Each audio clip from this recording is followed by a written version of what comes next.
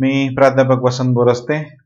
आज या ठिकाणी मी तुम्हाला piecemeal distribution of cash practical example number 5 देणार आहे. मला अशी आशा आहे की याच्या आधीची जी 4 एक्झाम्पल आहे त्याची तुम्ही प्रॅक्टिस केली असेल आणि त्या 4 एक्झाम्पलची जर प्रॅक्टिस केली असेल तर तुम्हाला हे 5वं एक्झाम्पल सोडवता आलं पाहिजे. इव्हन तुम्ही ते सोडवू शकता. त्यासाठी आपण बघणार आहोत एक्झाम्पल मध्ये मी तुम्हाला आन्सर पण देणार आहे रेफरन्स म्हणून, परंतु तुम्हाला ते स्वतः सोडवायचं आहे आणि त्यानंतर आपलं उत्तर दिलेल्या उत्तराशी बरोबर आहे की नाही ते क्रॉस टॅली करायचे. So let us start practical example number 5.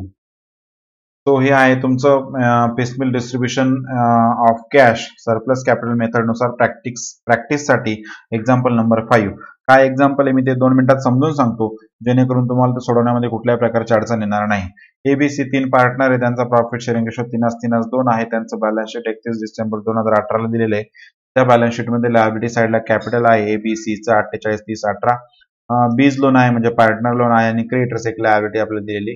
याच्या व्यतिरिक्त आपल्याला ऍसेट साइडला वेगवेगळे ऍसेट ज्यामध्ये कॅश पण आहे, परंतु कॅश शिल्लक आपल्याकडे काही नाही.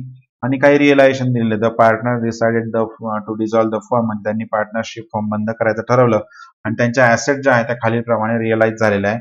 याचं रिअलायझेशन मगाशी सांगितलं तुम्हाला आधीच्या एका एक्झाम्पल मध्ये की 22,000 2000 वजा झाले तर आपल्याकडे ऍक्च्युअल रिअलायझेशन किती येणार, फक्त 20.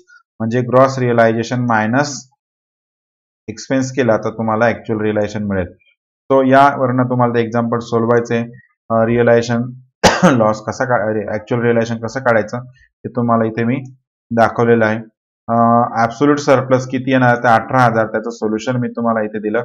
या प्रॉब्लेमचा ऍब्सोल्यूट सरप्लस किती येणार 18,000 आणि कोणाचा, एचा.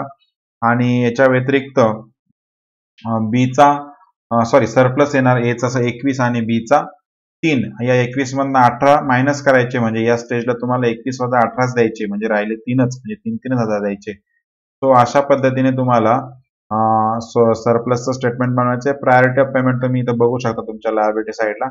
एक रेफरन्स म्हणून तुम्हाला प्रायोरिटी ऑफ पेमेंट पण मी काढून दिलेली आहे. पहिले क्रेडिटर्स, नंतर बीज लोन, त्याच्यानंतर ऍब्सोल्यूट सरप्लस द्यायचं. बघा, क्रेडिटर 40, बीज लोन 8, ऍब्सोल्यूट सरप्लस 18. सरप्लस मागास सांगितलं मी 21 आणि 3 येतो. तुम्हाला सरप्लस स्टेटमेंट बनवायचंय. मी रेफरन्स साठी ते तुम्हाला फक्त आन्सर दिलेलं आहे. मग ते 21 मधनं 18 इथं गेले तर 3च राहतील.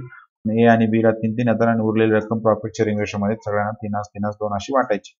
आणि इथे या स्टेजमध्ये लास्ट स्टेजला तुम्हाला मी रिअलायझेशन लॉस काढून दिलेला आहे. रिअलायझेशन लॉस ए चा आला 8,400, बी चा 8,400 आणि सी चा रिअलायझेशन लॉस आहे 5,600.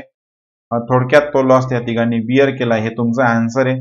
बाकी स्टेटमेंट पूर्ण तुम्हाला बनवायचे की पिसमिल डिस्ट्रीब्युशन ऑफ स्टेटमेंट मध्ये हे कॉलम असणार आहे आणि कोणाला कसं पेमेंट करायचं त्याचं कॅल्क्युलेशन तुम्हाला एक प्रॅक्टिसिंग साठी हे एक्झाम्पल दिलेलं आहे. सगळ्यांनी एक्झाम्पल सोडवा जेणेकरून तुमची प्रॅक्टिस होईल. Thank you very much. Wish you best luck.